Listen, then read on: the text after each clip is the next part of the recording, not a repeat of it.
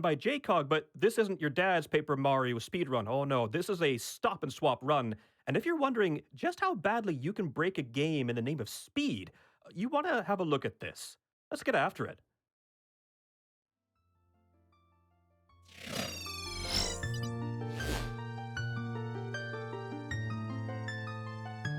All right. Well, we've got a little bit of an intro to start here, so I'm gonna. You're muted. I can't hear you. Nope. Oh, sorry about that. We got a little bit of an intro here, so I'm just gonna go ahead and count down, and then we'll get going. So 3, 2, 1, go. All right. So, despite what it may look like, this is actually a Paper Mario run. They did not get that wrong. So let me go ahead and introduce myself. I'm JCog. I'm Icewind. And I'm Rain. And so this is a run. Okay, so this is Paper Mario Stop and Swap. And there's a lot that we've got to go over tonight so that you understand what's going on here. But basically, the way this works is we are going to do a credits warp in Paper Mario. But in order to do that, we can't quite do it with just Paper Mario alone. So instead, we need a little bit of help from Ocarina of Time. We are actually, by the end of this, we are going to use a glitch known as SRM in Ocarina of Time to put a piece of code on the expansion pack that we will then use a glitch with Paper Mario to execute. And in between, we're going to Banjo-Kazooie style stop and swap and like switch cartridges really quickly. So yeah. Yeah, it sounds about as crazy as you think, and it makes about as much sense as you think it would. Not at all. Yeah, and so the way this works, things start off like a normal Ocarina of Time run, pretty much. It's going to be, like if you've seen one before, it's not going to be anything special, but then it ramps up to like 100, then it goes back down to 0, and then it ramps back up to 100 again, so... Okay, well, we're gonna have a lot to talk about here in a second, so this would probably be a good time for a donation or two if you've got a couple. No problem, JCog. I have lots to choose from here. $20 from Anonymous that says, that Talkatoo run was awesome. Super excited for the Paper Mario Stop and Swap Run and Glitch Exhibition. Speaking of glitches, what a great Mario block for this marathon. $10 from Hexilexi. Hey JCog, super proud to see you live at GDQ. It's been a privilege and an honor to watch you grow as a speedrunner and to call myself your fan. Best of luck during your run, and remember, don't lose to Gooba King this time. Donation goes to Runner's Choice. Speaking of which, what is your Runner's Choice? That is a good question. Do we have any any other bonus runs? Next bonus run would be a Grand Theft Auto 3 coming up tomorrow. Sure, can I put us towards that? Absolutely. Let's go. I could probably do one more. Okay. I have to do this one. $25 from Mama Moose. Says big hugs from Mama Moose. Thank you, Mama Moose. Thank you, Mama Moose. Shout out to Mama Moose. Okay, so things are about to get started. So first thing that I need to do is actually, pretty normal Ocarina of Time things. I need to get the Kokiri sword, and then I need to collect some rupees so that I can buy a Deku Shield and Deku Nuts. So one thing to note is that the rupees, so there are certain rupees in Kokiri Forest that are permanent rupees. Some of them are like infinitely respawning. JCog needs to make sure that by the end he has to collect every single permanent rupee that only appears once. So he's gonna be doing that part of his rupee collection. It's really important that he gets all of them. Yeah, we're gonna be doing a lot of like memory manipulation, and so stuff like that actually way more important than you might think. So here is the Kokiri sword.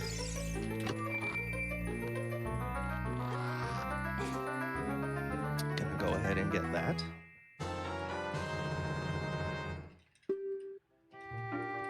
And like, I just want to also point out, previous to this run, was not an Ocarina of Time speedrunner. Yeah, if you go back and watch when we first started doing this, it looked like we had never played Ocarina of Time before. It really did, though. Okay, so while JCog finishes collecting the rupees she's going to be doing for a little bit, I'll go ahead and start explaining like what exactly is actually about to happen. So like JCog mentioned, our end goal, actually I don't know if he mentioned this exactly yet, but our end goal is actually to write a particular piece of code to the N64's expansion pack. And how does that happen? Well, it gets pretty complicated. So the first thing we need to do is actually talk about fairies and how they produce light. So within the data for every fairy is a reference to where its light source is stored, and that light source is also known as the light node. Light nodes in this game are all tied together in a chain, so each one has a reference to the one before it and the one after it. So when one is deleted, it takes those references and copies each to the light node on the opposite side. This way, the chain of light nodes is always preserved. But what if you could replace the reference the fairy has to its light node with something else? More specifically, what if we replaced it with a reference to our file name? So in that case, the game would assume that the file name contains the location of the surrounding light nodes, and when deleted, it would copy the contents of the second half of the file name to the location specified by the first half, and vice versa. Makes sense, I promise. And that's exactly what we're gonna do. So if you watched ZFG's All Dungeons run of this game from the last AGDQ, this next part is gonna look pretty familiar. So what we're gonna do is something called stale reference manipulation, or SRM. And what that is anytime Link picks up an object like rock, the game will save a reference to wherever that data for the rock is located in memory. Then on every frame, the game copies Link's position and rotation data to the location specified by that reference so that it looks like Link is carrying the rock. Now, if we manage to delete the rock without getting rid of its reference to the data, and then replace that data with something else, we can start copying Link's position and angle data to the new thing and override it with pretty much anything we want. So now JCog is going to go back and forth between this invisible loading transition, and every time he does, the game will load things in one room and unload them in another. And if he does that enough times in a particular way, it will shuffle memory around in exactly the way we want to load a particular rock in the next room and place it in memory we want. Even pulling out the sword will fill up memory, so carrying it across the transition there is exactly what we need. So now JCog is going to set up a camera glitch. This first one is called Return A, which is done by entering first person and shielding damage on the same frame. So now he's going to go all the way back to the call space with this camera glitch. And he's going to talk to the sign, and that's going to trigger another camera glitch called Walking While Talking. So by combining these two, he'll be able to hold a rock that's cold, which basically means that the game isn't updating it, but it hasn't been deleted, but the game considers it too unimportant to pay attention to. And so this is great because carrying something that's cold is exactly what we need to do to unload it without breaking the reference to it.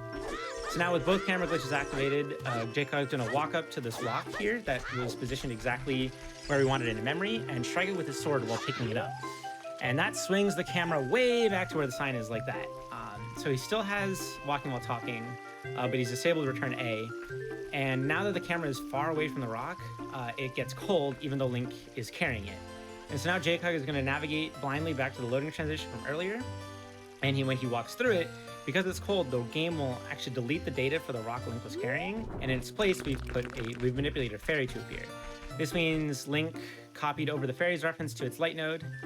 And then after JCog does this angle setup here, he'll drop what he's holding to lock the angle in, which the fairy will interpret as a reference to our file name. So he's doing a really specific angle setup here. He has to get a angle perfect angle here to make sure that it gets set up correctly. Messed up a little bit there, Yeah. but it's fine. Of all the things I could mess up, Yeah, that's not a bad one. yeah, this setup is consistent, but he does have to do something called ESS turns, which if you're familiar with Ocarina of Time speedrunning, it just means holding the stick like barely outside the dead zone so Link will like turn, but not move. It's kind of a weird thing with the game. This is fine. It's fine. you Marathon get it, you nerves get is it. all. Yeah, you get it. 1, 2, 5. Okay, that should be good. Okay. So now that he walked back across the loading transition here, the game actually is going to crash, and that is because oh yeah. So here's the crash handler. So we can actually use this crash handler to verify that the code written was written in the right part of memory. So we actually did, or JCog did it correctly. So I know it looks like a bunch of a mess, but this is enough for us to tell what's going on. But this is good. Now is when we do the swap, and we'll explain things in a second. But here I go. Okay. And now the Ocarina of Time portion of the run is done. All right, so everybody like followed all of that, right? Yeah, like I'm sure nobody missed anything. Yeah, the quiz is happening at the end of the run, so hopefully everyone knew what's going on. Yeah, this is on the exam. No, but if you did not understand everything that just happened, that is perfectly fine. That probably just means that, you know, you're normal. And you know, if I'm being completely honest here, I didn't really know what I was talking about either. No, I understand what I was talking about. I know enough, but yeah, there was a lot of information that I didn't know the specifics of it, but it is very, very in-depth, a lot of complicated stuff going on. But welcome to Paper Mario speedrunning. Yes, and so if you don't know exactly what happened, what you need to know, like the TLDR, is that we used Light Note SRM in Ocarina of Time to copy part of my file name that I had. You may have noticed there was no like file name incentive or anything, because I needed to copy part of that to the N64 expansion pack, and that is now sitting on my, still there on my expansion pack, assuming I did the swap correctly. And so now that's just sitting there waiting for us to use it. Yeah, and so the reason this works to begin with is because the N64 expansion pass is, what, like 4 extra megabytes of memory? Yeah, yep. Of RAM. Yep, it doubles the memory. For the N64. And certain games like Donkey Kong 64, Majora's Mask use that expansion pack, but some games, like Paper Mario, never actually use that expansion pass. It doesn't need to. So because of that, the game never clears the memory in the expansion pass, so it can just sit there forever and is never used, which is pretty lucky for us. Another lucky thing is that when you first boot up Paper Mario, it actually doesn't clear the expansion pass either, which is something that Ocarina of Time does. So another really nice coincidence that just so happens to make this possible. Yeah, that's kind of a running theme with this run. It's just a whole lot of happy coincidences that come together in our favor. Yeah. Minus the whole, you know, needing Ocarina of Time. Could have used one more coincidence, but it's fine. All right, so... okay, so this run is something, right?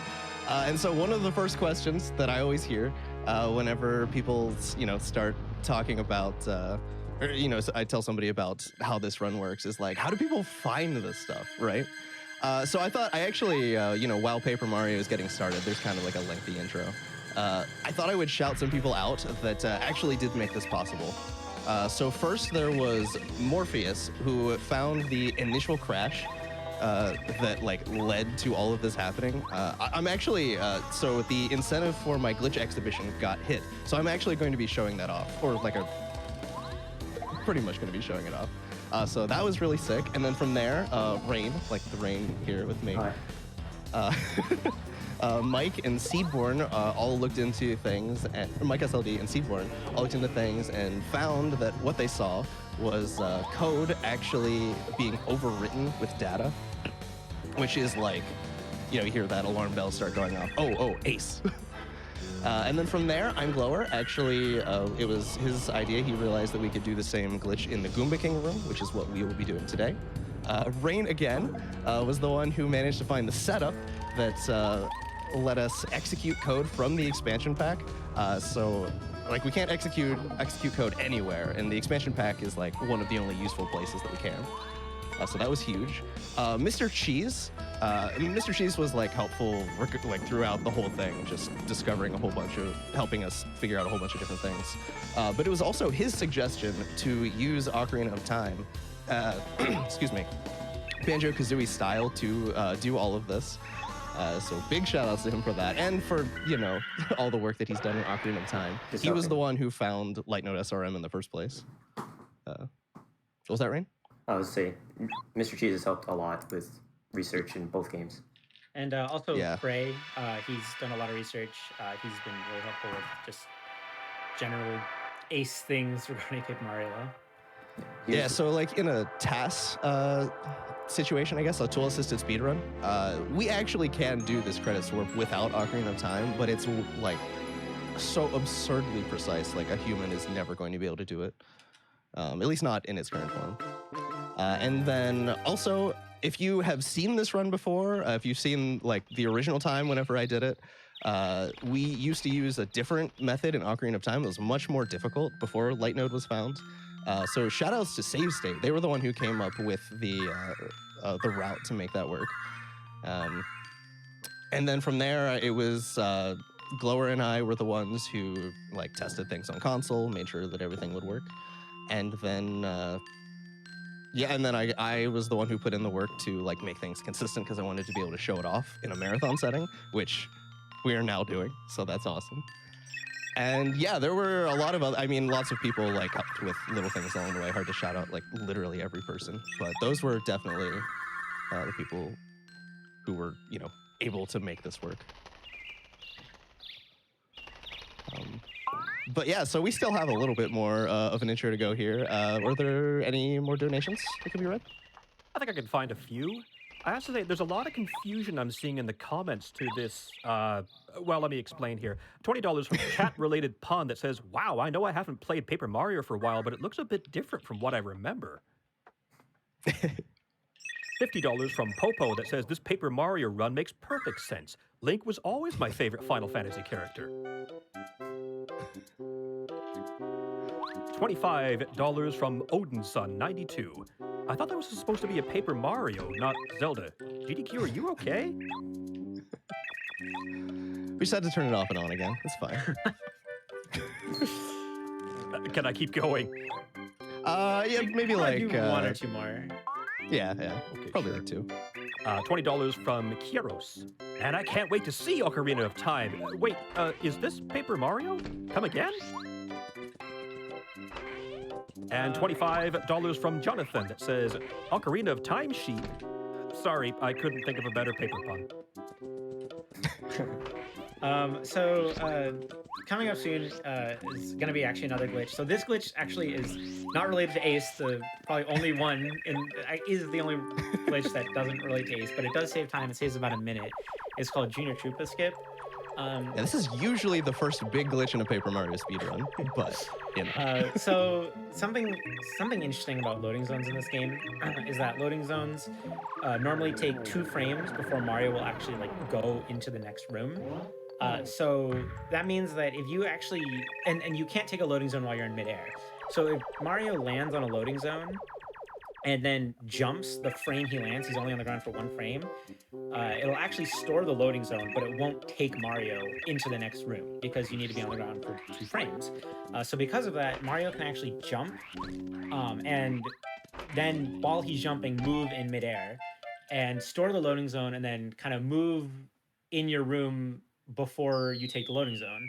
And so because of that, JCog is going to do this glitch here that's going to let him skip the first boss fight by doing LZS and jumping all the way over to the bush on the far left side of the room.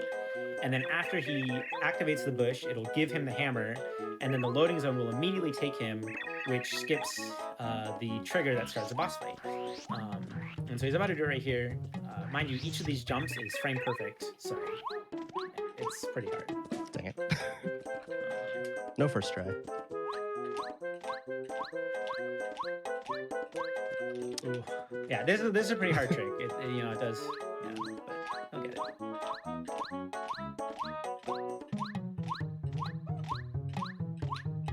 There All we right, go. nice. That's There not you bad. go. So something else about that trick that makes it even harder is that when you jump, your joystick actually has to be in the neutral position. It cannot be like you can't be moving it at all, which is weird. I don't really know why that's the case. Maybe Rain can. I don't know. Probably like overrides a state or something. Yeah, if you're holding the stick, it actually will force you to walk, and that makes a second frame happen. That's So interesting.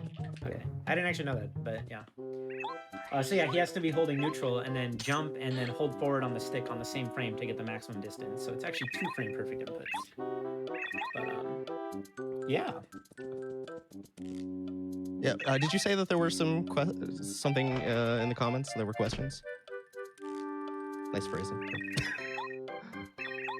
Maybe not. All right. Well, either way, this is probably the last decent bit of downtime before things get crazy again. So we could probably do one more set of donations. Certainly. $25 from Andrew that says, Longtime watcher, first-time donator, impressed by the fact that you can't contain your speedrunning to one game and must have your runs spill over into a second one at the same time. Good luck. Thank you. $50. Appreciate it. Yep, sorry.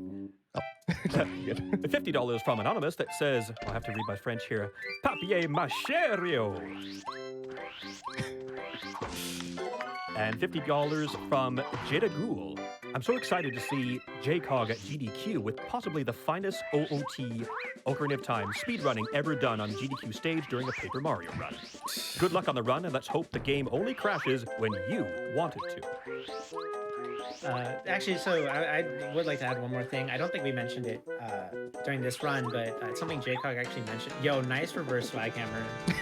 Love to see it. It's actually faster. Is it really? I didn't know that. Because I have to go back after the fight. Oh, to right, unplug, right. So.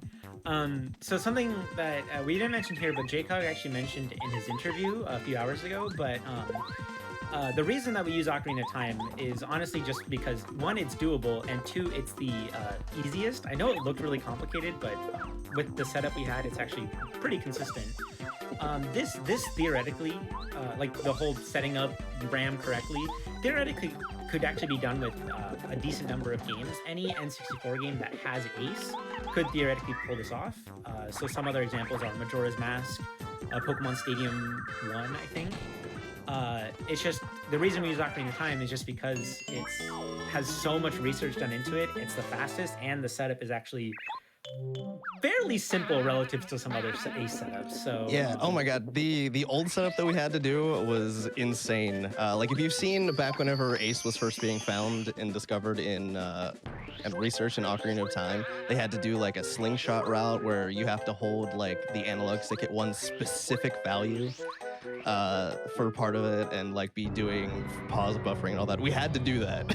It was for someone who hadn't run OOT, it was a lot. It was brutal. Like, yeah. Did manage to get it though. Yeah, actually, there's been a lot of work in general that's gone into like making this shorter and more consistent. Like at first, it was kind of just, oh, let's hope this works. Yeah, at first so theoretically what we thought was the actual credits work part was actually a 15 frame window, because theoretically that's how it was supposed to work. And then people were trying it, you know, JCog, Glower, and myself were like trying it, and a couple of us were like struggling really hard. It's like, this is ridiculous. How are we not hitting this 15 frame window? It shouldn't be that hard. And then Rain and a couple other people did a little bit more research and found out, it's like, oh, actually you have like a 2 frame window. And it's like, oh, yeah, that makes it a little bit harder. So. But we have a consistent setup now, now that we have more knowledge and stuff. Ooh. Okay, and then, so we're about to get into it. Rain, did you want to explain like how this is all actually going to work? Sure. Alright, so after JCog defeats the Goomba King, Ace is about to begin, but quickly before that, he's going to make a slight detour to save. And this is because the next glitch he will perform will be frame perfect, and missing it means you have to reset, because the story progress after shaking the bush is updated. This glitch that he will first be performing is a variation of Refight Goomba King, and this is activated by interacting with the bush and opening the partner or item menu a few frames later. If timed correctly, the switch that comes flying out of the bush will still have a battle hitbox attached to it, and that will begin a battle with the Goomba King again. This will allow JCog to have control of Mario after the battle ends much faster than normal, allowing for a glitch known as effect storage. Nice, nice. That's the easy part. That was the Honestly, that's the hardest part of the whole thing. It's a real talk. But, so after this battle, he will get effect storage, and effect storage is the main glitch and what actually allows Ace to occur. Paper Mario has what we call effects. Effects can be many different things, such as the dust from running and hammering, to trails behind shooting stars and shooting star summit. The game allows for a maximum of 96 effects. Trying to have a 97th effect queued causes the game to infinitely loop to avoid memory corruption. Data that correlates to each effect is spawned in chunks of 64 bytes, and each effect creates a different number of chunks. Hammering the floor will create the most chunks of data per effect, so we'll be using that to quickly create the most data per effect. So now, JCog will spin in place, and then hammer 75 times in a row, and then run briefly to create one dust effect. This will create the perfect amount of data to barely corrupt a function related to effects.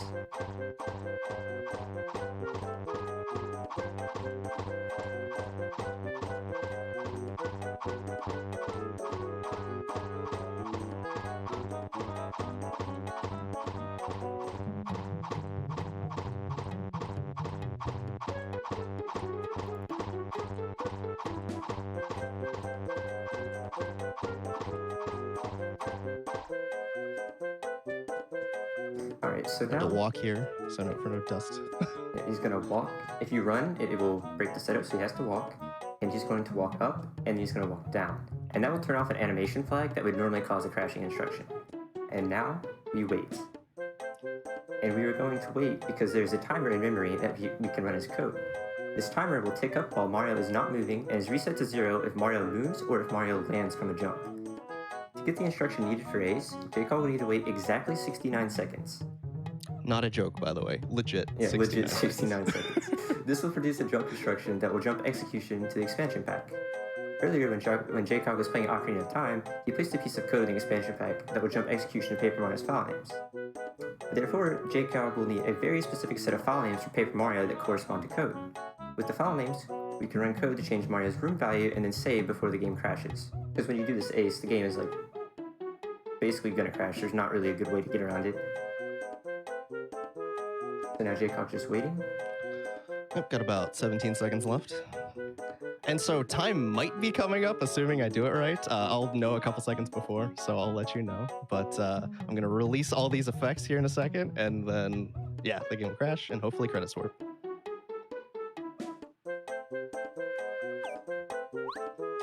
I think that's good. Looks good. It was a really low jump, but hopefully this worked. Hope I wasn't late. Oh, Nice. There we go. And Nice. time. Credits. Let's go. Oh my God, that went so well. That was actually amazing. Very solid. Oh, wow. So yeah, that's the end. Exactly how you played it at home, right? That's how I remember it going, honestly. Like, Yeah, Same for here, sure. same here. So yeah. Hope you all enjoyed that. I don't know. Is there anything else you guys wanted to say? I have a glitch exhibition coming up, right? Honestly, I feel like I don't even know what there is to say at this point. It's like, it's just amazing that this works. There's so many things that just went right for this to happen. Oh my God. Yeah, the fact that this works is immensely lucky. Yeah. Did we mention? I can't remember the swap that I did at the end there. So I would not recommend doing this at home. But the way that I actually swapped is I pulled the cartridge and then put the Ocarina of Time. I pulled OOT, then I put Paper Mario in, and then like quickly toggled the power. You're not supposed to do that. So don't try it at home unless, I don't know, I'm not your dad. Yeah, and so like in my testing, that actually gives you the biggest frame window of like, it was always at least 3 frames at 30 FPS for me. So for like the jump at the end there. Mhm. Yeah. But yeah, so that's all about it, all I've got for the run. Are we good for the glitch exhibition? All right, well then I'm gonna go ahead and get that started. I'm actually gonna switch over. We recently released a practice ROM. If you've seen the Ocarina of Time practice ROM, this is very similar. So big shout outs to Glank, Fig, Krim, everyone who helped getting that set up. I have since taken over doing, doesn't want to turn on here. I have since taken over doing most of the dev work, and that we actually just released this like a little over a week ago. So I'm gonna go ahead and load that up. And I have a couple of files prepared here to show off some fun things. All right, so first thing I'm gonna show off. So we are in the volcano right now in Chapter 5. And this is called Baby Partners. So this room in general is like extremely glitch heavy. And so if you just kind of like walk down here to the spring and then jump into the save block like that, I can now move around with the save block up. Oh wait, that's not even. Okay, wait, I was getting ahead of myself. I wanted to show. You know what? We'll do this out of order. It's fine. It's fine. This glitch is great too. This is a pretty good one. I hope there are no like Colorado lovers here, because The character, isn't not the gonna state, go with by the the best way. for him. Just wanna make that clear. Yeah, so I can. This Koopa character that you saw earlier, his name is Colorado, so. Yes. Yeah. Oh, yeah. True. Probably important to know that. All right. So I'm gonna go ahead and take care of these enemies. Layer in a whole bunch of menus over top of each other. But this file is actually set up so that I bought Merle's Curse, and the next effect that I'm going to get is extra coins after winning the battle. But because I did all this, I'm gonna be able to move around during that cutscene. And so if I can manage to get down here and talk to Colorado. Bro, you killed Yeah. him. You just killed the man. He dropped some loot. It's fine. All right, so that's a glitch. So next I'm going to do the glitch that I was going to do. I had the wrong partner out to do it though, so that was why I wasn't able to do it. So if I do the same thing, hop on the spring. If I miss that jump, by the way, that's a soft lock, so I would rather not do that. Let's go over here. I am going to open the partner menu, go invisible with bow, and then let's start with Bombette. So if I do that with Bombette, look, little baby Bombette. Now she's like moving around. Her explosion is still big though. My favorite is when you have ultra rank Bombette and she just like, it's just a nuke that goes off.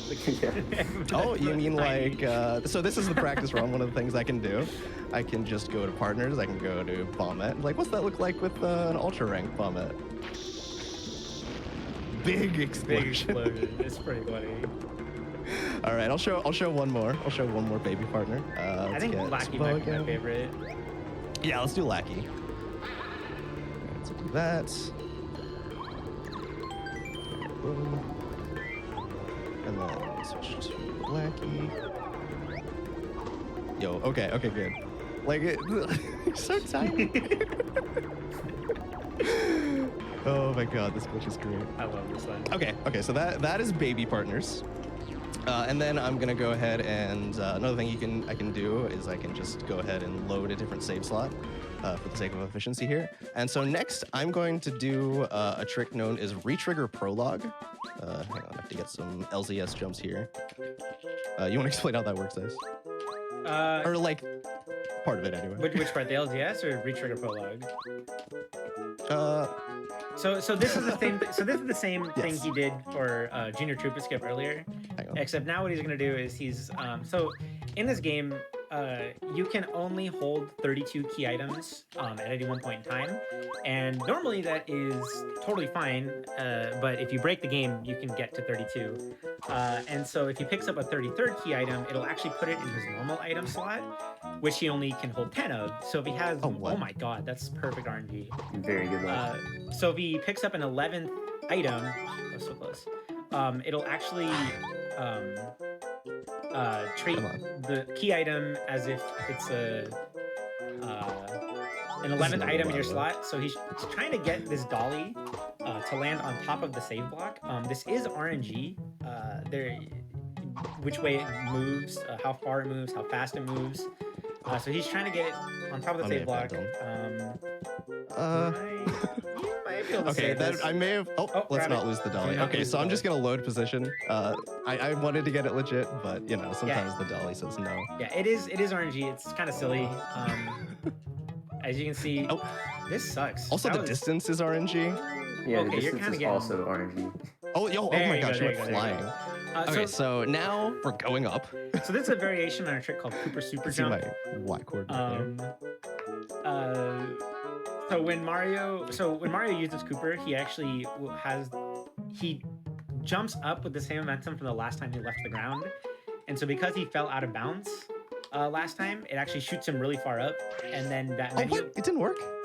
What? That was really weird. Did I not wait long enough? Oh, okay, I have to try again, I guess. That sucks. That's fine. I actually I can just load the save file, actually. Yeah. All right, let's try that again. All right. Yeah, dang. It's pretty rare that that happens. I've had that happen where it just doesn't flip sometimes, but... There's like a range of time that works. You can actually like wait too long or not long enough. Is that? Oh my god. Oh my god, that's unfortunate. What is the timer at, by the way? I mean, you were well underestimated before, so I mean, unless they're Sure, trying but to... I have 10 minutes, so I don't want to go over that. Yeah, that's true. Oh, I can? Okay. Yeah, things went super well. Yeah, the estimate was so high because if JCog had messed up any part of the Ocarina of Time thing at the end, he would have to, reset, and that would take a couple minutes. If he messed up the actual credits warp at the end, he would have had to, reset, and that would have been several minutes of, having to redo stuff. So, but we got it all first try, which is amazing. Okay, yeah, that's plenty. Or should be. This will go on the... Dolly cooperate. Please. Dolly, please. Fine, I still have the position saved. I wanted to get it legit, but Dolly does not want to cooperate. This is actually in a speed run, by the way. Okay. So ideally, 34 what's supposed to be or happening 54 here cents. is because this menu is up, Mario actually is continuing to gain height as JCog showed with the input or the position display. And then when he falls, he actually has so much speed that he'll just clip through the ground. And so Hopefully. there we go. So something this game Oh, does hey, Junior. is all NPCs, instead of loading them, it just saves them at the really far below the map in the center of the room. And so if you encounter Junior Troopa, this is the boss he skipped earlier. You can actually encounter him and start this boss fight. And Yeah, and I'm gonna tattle him here, see how much HP he has. I think like probably Bombette will be able to take care of him, right? Yeah, he only has 5 HP. This guy's not very strong. Like only 1 damage. Like you're mad chilling. Just Yeah, Bombette should be good. What? yeah. So, fire attacks? No? What about electric? Well, we can kill him with that, right? Yeah, do a because Voltrum? Voltrum makes him take damage. Yeah. Oh, Bombette talking to us. Okay. Oh, he's charging up. Dude, he's Okay, going okay. max power. You better I kill think we're him soon. prepared though. Oh. Why did Well, you have P up, P down, or something? I don't remember. I could try attacking him here. I like how the HP is still all the way over on the right. He's gonna attack me. Oh! Oh my god. What? I think Junior Troopa, I think what he really needs is a nap. I think it's past his I think he bedtime. does. Yeah. I think he needs to go to sleep. He's glitching on his own. None of it's this. bedtime. Sorry, Junior Troopa. And it killed him. Yay! Yeah, this fight is really scripted, and they did not expect you to be able to do anything else. There's actually something else. Yeah, so this isn't the end. I'm sorry. moving on. Right, you're gonna do one more thing. Oh my god. I'm gonna do a couple more things. Yeah. I'm on top. What the?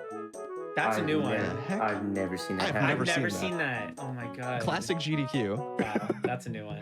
All right, so I'm actually in the same state before as if I had hit the spring. So hopefully I can hit this. I get one shot at it. Okay, I got it. Nice, you Nice, got nice. it. Okay, so now I am going to, let me make sure I remember the inputs. Okay, so we're going to move around with the partner menu now, and okay, I did that already. Okay, so I am going to drop Bombette, switch partners, do a spin, and I am now riding Sushi in the ground. So this is Sushi Glitch.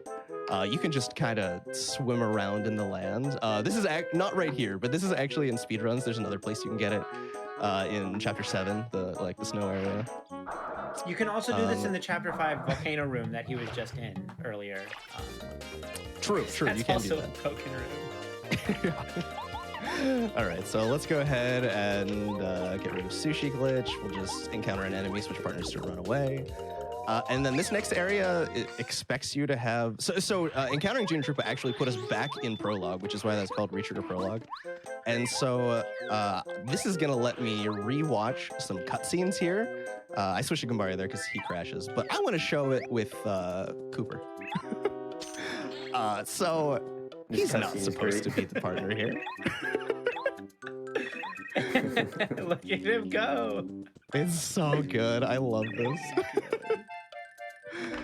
All right, Dolly's gonna try and take Gumbaria is gonna try and take the Dolly away. I'm not gonna give it to her. Wow, you monster. We'll see why in a second. It's her doll, bro. Well, unless. Cooper over here. Cooper gonna give me another power jump. Unfortunately, having more than one doesn't do anything. Like, I'll show you in the pause menu here in just a second. I do have two, but like equipping one automatically equips the other because they have like the same internal ID. They revamped how badges work in the sequel, The 1,000-Year Door, so they were not expecting arbitrary numbers of extra badges or anything. All right, if I was to go in there, Cooper is now gone, unfortunately. But yeah, like I said in the pause menu, you see I have two power jumps, but it doesn't really do anything. Also, I still have the dolly here. Wow. I just wanted to do that. I forgot about that. I forgot you could do that. Oh my god. Oh my god. Yeah, it's great. All right, so that's Retrigger Prologue and some of the stuff you can do with it. All right, and then I have, I think, yeah, one more glitch that I want to show off. And this is the glitch that led to Stop and Swap and Ace and Paper Mario happening. So in this room, in the it's exclusive to the Japanese version. If I actually bring up the pause menu, actually, Rain, you were starting to explain some stuff, right? You wanted to explain how this worked? Oh, like why this is Japanese only? Yeah, oh yeah. Sorry. Right. There's in the scripting language in this game, there are groups and things are assigned to certain groups so that they know when to pause. So everything will be given an ID, the same ID, and when you open the partner menu, it knows to pause all of those scripts. But they made a single byte mistake, and they accidentally set the star spawning to the wrong group. And so this allows the effects to just keep spawning even though the menu is pulled up. And so we can store a ton of effects. And this is like the same kind of thing as with Goomba King. Yeah, this is the same exact thing. Same exact glitch. And because it's the same thing, if I let this hit more than 96, the game is going to, it's technically not a crash, but it's basically a crash. Yeah. But if I let go of this a little bit early, the game will crash anyway. We can release all of those at once. And we kind of just did Ace right. We did arbitrary data execution. I don't know. Yeah. You probably ran some random instruction and it just crashes. Well, actually, it hit 96 effects basically. There. So when the stars hit the ground, it creates more effects. So it probably crashed. Yeah, I think so. Yeah, but that's the glitch that Morpheus came across that like led to all of this. But yeah, that's pretty much it for me. That's the glitch exhibition. So thank you, GQ, for having me. I was just trying to think, is there anything else? I shouted out a lot of people. I'm super happy with how this went. It went really did you guys well. want to say anything? No, I don't think I have anything additional to say. But yeah, good job on the run. It was really good. Very, very solid. Thank you. Oh, and thank you to everyone who donated to get the, like, that's an insane amount, like, and how quickly this run hit the incentive. Mm-hmm. So thank you to everybody who, allowed me to do this run with your donations. Yeah. That's really awesome. Yeah, first time this run has been done at a marathon. I mean, we didn't discover this. We discovered this for the first time, like, a couple months ago. So this is really recent, really new stuff. So the fact that we were able to make it consistent enough to run in a marathon is so cool. All the work that everyone's done into it or put into this. So yeah, shout out to all of them. So that's pretty much it for me. Thanks for having me.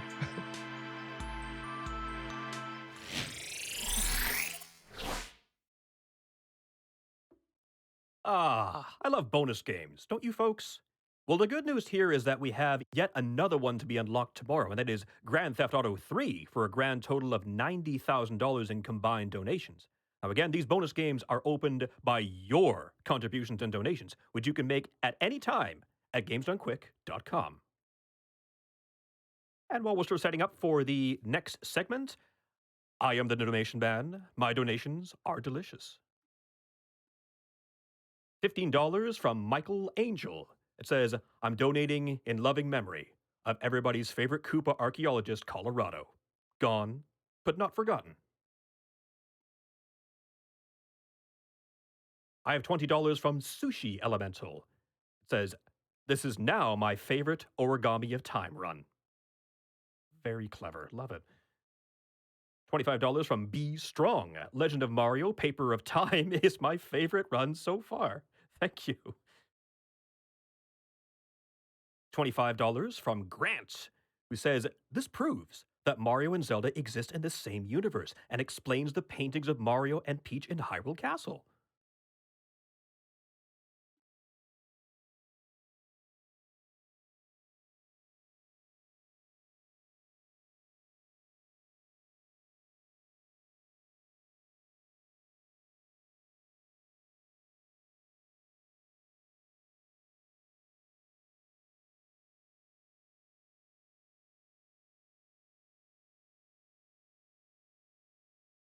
I feel like my interview sense is tingling. I feel like I'm being compelled to pass things over to the interview team. Let's see where this leads us. Thanks so much, SuperJamoose, and thank you all for joining me here. You are watching Summer Games Done Quick 2021, and that glitch exhibition was crazy. I'm so glad that you all donated for that. I am joined today by the lovely and talented Galasrinie, and she's going to be playing Bayonetta coming up a little later tonight. Galasrinie, thank you so much for joining me tonight. Thank you for having me. Well, totally. We are really excited to see this run. And you had mentioned to me before that Bayonetta 1 isn't the only type of game of that type that you speedrun. You also run Bayonetta 2 and some other similar games, right? Yeah, so I like to run hack and slash and action adventure games. So I've run Bayonetta 1, Bayonetta 2, Ninja Gaiden Black. I've run a bit of Nier Automata, Okami. Yeah, so that genre is really what I like to run. I'm also interested in running Devil May Cry 3 in the future and God Hand. So that's kind of like the focus of the games that I like to play and run. Yeah. Nice. So what kind of draws you towards those hack and slash type of games when you're looking for your next speedrun? Well, the thing that really appeals to me is like fast combat is the thing that I really enjoy the most in those kind of games. So particularly with Bayonetta, because Bayonetta is so fast and flashy, that game really caught my eye as a speedrun, and I've really loved running it ever since I picked it up. Yeah. So since you run so many of these type of games, well, like let's say Bayonetta 2, what's different? What makes Bayonetta 1 different than its sequel, Bayonetta 2? Well, in a speedrun sense, Bayonetta 1 is more movement orientated in that through the Bayonetta 1 run, you progressively get better movement, whereas in Bayonetta 2, you already have the fastest movement right from the beginning. And after Chapter 5 in Bayonetta 1, it becomes far more about killing enemies efficiently. Mm-hmm. And in Bayonetta 2, you have a lot less damage compared to Bayonetta 1, so you need to work around the combat that way and use a lot more options that are in the game. Such as in Bayonetta 2, for the speedrun, you use a lot more items, whereas in Bayonetta 1, you don't use that many items by comparison. So outside of just straight up, killing enemies, there's also some other speed tech that we're going to be looking forward to see. Can you tell us a little bit more about that? Yep, so one thing about Bayonetta 1 is Bayonetta 1 has quite a few skips. Some of them are skipping over fight triggers. Some of them are skipping whole parts of chapters. Like one of them in particular is there's this whole motorbike racetrack segment in the game. And one thing that we do is we get Bayonetta to flip backwards over the finish line and then back over it again. So we skip having to go the whole way around. We just go back and over the finish line again. That one saves a lot of time, and it's a cool skip. I feel like I've seen that in some racing games too. Like, oh, we forgot to program if someone just like goes around out of bounds and comes back in. And so I think that's really cool that that same kind of tech can be used in like what's basically a hack and slash game as well. So the last run you had told me of Bayonetta was a little while ago. So has there been a lot of changes in the speed run since then? Yeah, so the last time Bayonetta 1 showcased at an AGDQ or SGDQ was over 10 years ago, or about 10 years ago. So there's been a lot of development since then. The estimate that was on that run was like almost 3 hours. And now the estimate that I set for this run that will be showcased is about an hour and 55 minutes. So there's been a lot of optimization since then. A lot of cool things have been added. And even now in the Discord, the Bayonetta Speedrun Discord, players have been coming in with new strategies for the run and combat. So yeah, that'll be cool to get to show off. Nice. Yeah. And one thing that I appreciated when I was like watching your runs is that you seem to always be able to stay pretty calm in like a stressful situation. And in fact, this is literally not your first marathon. You've run this game at marathons before. So what tips would you have for other runners for kind of mitigating that anxiety and trying to stay cool under pressure? Well, for me, experience helps and practice is very good. Also, doing no reset runs for marathons is really important. And I also like to practice my commentary a bit and just organize things a bit before the run happens. And also taking breaks is important too, because one thing that can happen is over practice. It can make you very stressful before a marathon. So it's easy to burn out. So it's good to make sure to take breaks as well when practicing and preparing for a marathon run. Very important. Yeah. Great advice. And I mean, some things that maybe you wouldn't think about until you know, have gotten a game in, and then you're like, oh, maybe that extra practice run didn't help as much as stress me out a little bit more. So, Yeah. well, thank you so much for sitting down with me, Galasrinie. You all will want to tune in to her run coming up later tonight. Thank you once again for joining me tonight. Thank you for having me. Thank you. All right. Thank you guys very much for watching, and stay tuned for more great runs coming up later tonight.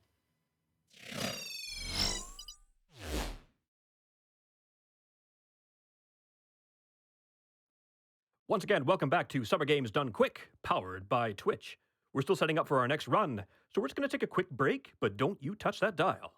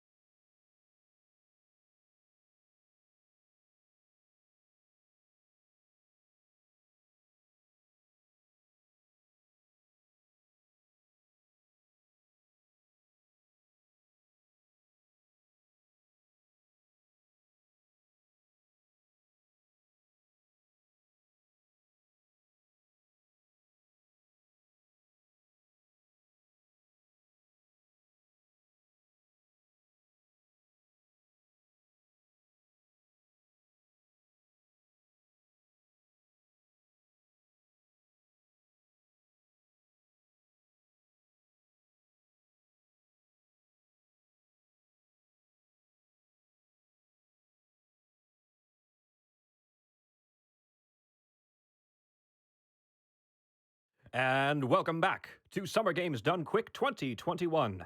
My dear friends, that's all the time I have for today. I hope you've enjoyed your Monday evening so far.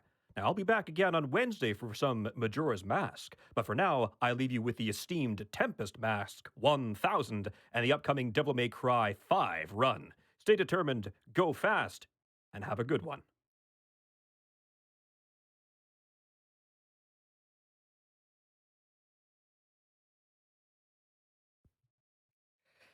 Good evening, GDQ! My name is Tempest Mask 1000, and for the first time ever, I am coming to you live as we are getting ready to do some demon slaying with Devil May Cry 5 Special Edition featuring the Scruffington. Am I?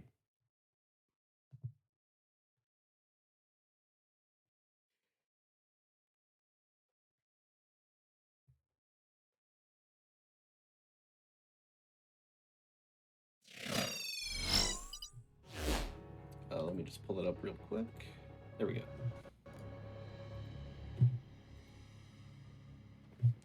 Cool.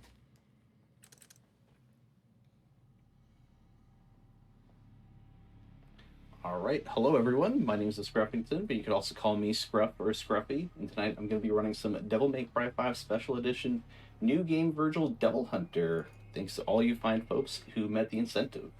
I guess you're all feeling particularly motivated tonight. Joining me on commentary tonight, first, since 2021 marks the 1 year or the 20-year anniversary of Devil May Cry and DMC1, it seems only fitting that we would have the DMC1 legend himself here, Maxilopes. Hey everybody, happy to be here. All right, and also joining us on commentary, we have